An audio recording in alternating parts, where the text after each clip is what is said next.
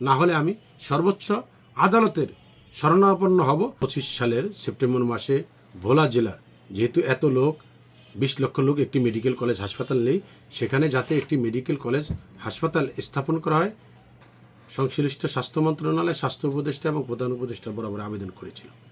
পরবর্তীতে আমার আবেদন গ্রহণ করে স্বাস্থ্য মন্ত্রণালয় যেটা প্রক্রিয়া যে 13ই অক্টোবরে স্বাস্থ্য অধিদপ্তর এবং স্বাস্থ্য মন্ত্রণালয় এই সম্ভাব্যতা যাচাই এবং সরেজমিনি পরিদর্শনের জন্য ব্যবস্থা গ্রহণের জন্য চিঠি দেয়।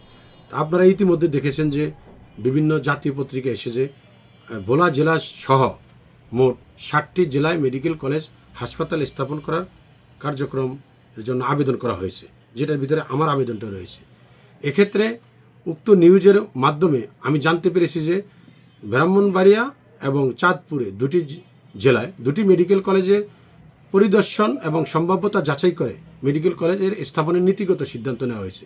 কিন্তু যদিও আবেদনগুলো একসাথেই ছিল, যেহেতু আমি একসাথে আবেদন করেছি আর ভোলা জেলা সবার আগে স্বাধীনতার পর থেকে আজ পর্যন্ত 20 লক্ষ মানুষের প্রয়োজনে একটি মেডিকেল কলেজ হাসপাতাল স্থাপিত হয় না, এটা অত্যন্ত গুরুত্বপূর্ণ।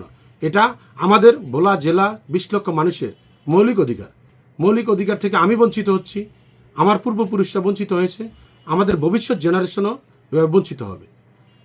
যেহেতু একসাথে আবেদন করে অন্য দুইটা মেডিকেল কলেজ স্থাপনের নীতিগত সিদ্ধান্ত নিয়েছে, আমার ভোলা জেলায় মেডিকেল কলেজ হাসপাতাল স্থাপনের সিদ্ধান্ত গ্রহণ করে নেয়, সেক্ষেত্রে আমি একটি লিগ্যাল নোটিশ দিছি যে আমাদের ভোলা জেলায় মেডিকেল কলেজ স্থাপনের পূর্বে অন্য কোথায় যেন মেডিকেল কলেজ না হয়। আমার বক্তব্য হলো ক্লিয়ার যে সংশ্লিষ্ট যে কর্তৃপক্ষ রয়েছে তারা ভোলা জেলায় মেডিকেল কলেজটি সবার পূর্বে স্থাপন করবেন, অন্য কোথায় মেডিকেল কলেজ স্থাপনের করার পূর্বে। যেহেতু স্বাধীনতার পরে থেকে অত পর্যন্ত আমরা বঞ্চিত হয়েছি 20 লক্ষ মানুষ, এবং এখানে কোনো নির্দিষ্ট বড় হাসপাতাল নেই, স্থলপথে যোগাযোগ নেই।